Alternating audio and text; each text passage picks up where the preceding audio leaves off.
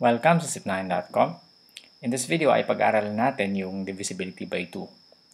Yung video na to ay isa sa mga videos on a series on divisibility rules.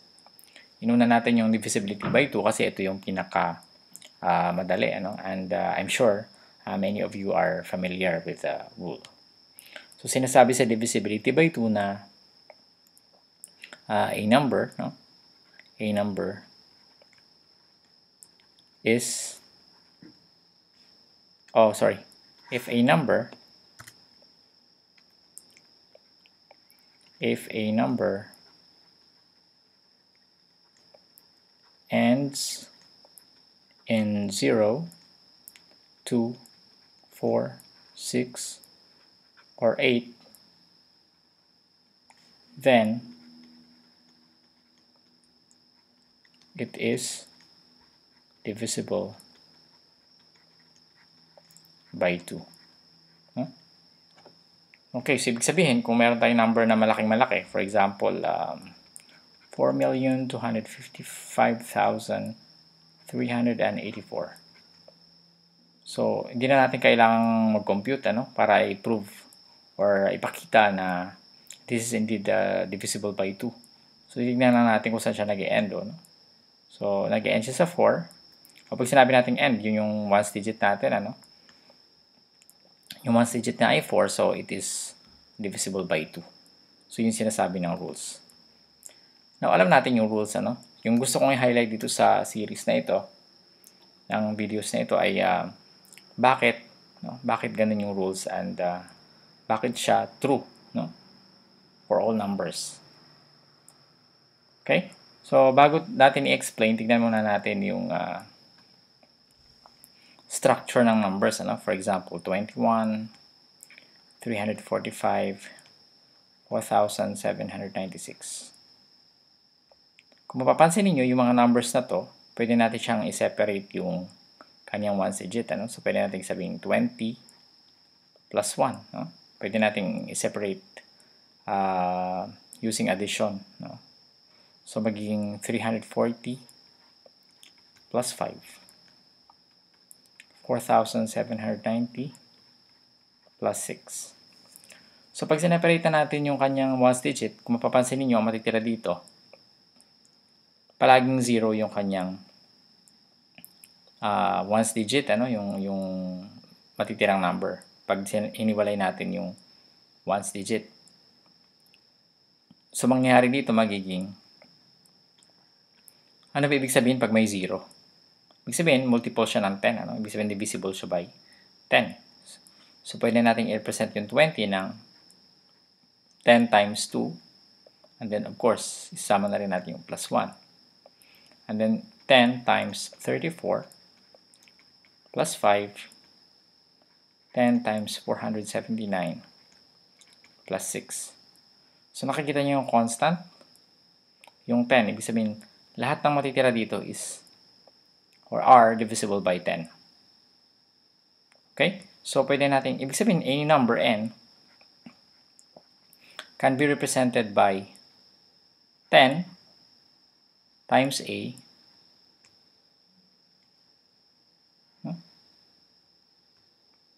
or 10a na lang plus b. Ano ibig sabihin yan? Nag-generalize lang tayo, Ibig sabihin, lahat ng number, any number, gaano man yan kalaki or gaano man kaliit. By the way, yung number na sinasabi natin dito, integers, Hindi siya kasama yung mga decimal numbers. So, yung 10a plus b, babalikan ko ito, Yung 10a plus b, representation lang siya ng any number. So, yung 10, ito yung 10, Ito yung representation ng 10 since constant siya. And then, of course, iba-iba rin yung a natin. Depende sa number. A, of course, is a quotient of the original number here. And 10. And, of course, yung pinakauli natin is yung ating b, which is the ones digit. So, any number, gaano man yan kaliit or gaano man yan kalaki, pwede natin siyang i-represent ng ganito, where b is the ones digit. Okay, so remember, ang kailangan natin i-represent pala ay hindi lamang, dito kasi sakop ng B lahat na pwedeng 1, pwedeng 5. Ang gusto lang natin i-represent itong mga numbers na ito. No? Paano natin sila i-represent? No? By, dapat yung B natin is either 0, 2, 4, 6, or 8. Okay? Kung mapapansin niyo yung B natin, kung gusto natin i-represent ito ng B, since ang B ay general, pwede nating i-represent siya ng another letter, ano? So halimbawa, yung M natin, meron tayong M na number, no? Ang M natin dito, ito lahat ng numbers. Pwedeng 0, 1, 2, 3, 4, 5, 6, 7, 8, 9. Pero itong M na ito, gusto natin mag-end lang siya sa 0, 2, 4, 6, and 8. So paano natin siya i-represent, ano? 10A plus, no? Yung B, hindi natin pwedeng gawing B kasi pwedeng 1, pwedeng 5. Ayaw natin ng 1 tsaka 5. 1, 3, 5, 7, 9. Ayaw natin. Gusto natin ito lang. So, tingnan natin yung pattern. 0 is equal to 2 times 0. Kung mapapansin niyo, lahat ng numbers na ito may factor siya na 2. No? So, maging 2 equals 2 times 1. And then 4 equals 2 times 2. And then 6 equals 2 times 3. And lastly, 8 equals 2 times 4. So, may 2, no? Katulad nung kanina, meron tayong constant 2. And these numbers can be, nag-vary sila, so we can represent them by another letter. For example, K, no? So, K can be, ito again yung 2 natin, no? And these numbers are represented as K. No? So, ito mga numbers na to. Okay? So, itong M natin dito, ibig sabihin dito siya nire-represent natin yung mga numbers na, lahat ng numbers na nag-end sa 0, 2, 4, 6, or 8. No? Kasi kahit ano man, kuwari, nag-end siya sa 6, so 2 times, yung K natin is 3. No? Okay. So, sinasabi natin that if a number, no, ends in 0, 2, 4, 6, or 8, ito na yung number na yon. Nagawa na natin to. It is divisible by 2. So, paano natin ipapakita na divisible ito by 2? Remember, A is an integer, no? Integer siya from here. And K is an integer. So, either 0, 1, 2, 3, 4. So, ibig sabihin, pag minultiply natin to, integer din siya. Pag minultiply natin to integer. Integer plus integer is also an integer. So, pwede tayong mag-divide ng 2, no? Paano natin i-divide by 2? Pwede natin i-factor out yung 2. Magiging 5a plus k. No?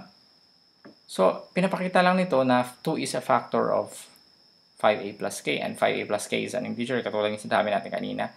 K is an integer, 0, 1, 2, 3, 4. And then a is also an integer, which means that the sum is also an integer. So, 2 times an integer is an integer. Ibig sabihin, pag dinivide ko ito ng 2, ang matitira ay integer. Which means that this number is indeed divisible by 2. Kasi magka-cancel out siya. Magiging 5a plus k. No? Sorry. Dapat wala pala siyang ano. And of course, syempre magiging m over 2 rin ito pag dinivide natin 2 by 2. Ibig sabihin yung m natin is divisible by 2. And we know that m is equal to 10a plus 2k, and 10a plus 2k represents all the numbers ending in 0, 2, 4, 6, or 8.